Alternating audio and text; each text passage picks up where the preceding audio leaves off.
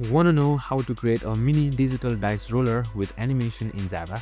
So here's a mini dice roller in Java. First, we import a random to generate numbers between 1 and 6. Next, we loop a few times to create an animation effect, printing random numbers quickly using thread 200 between threads. Finally, we roll a final number for the actual dice result. The animation loops makes it feel like a real dice shaking before it lands. You can increase the loop or change sleep time for faster or slower animation. This is super simple but visually satisfying.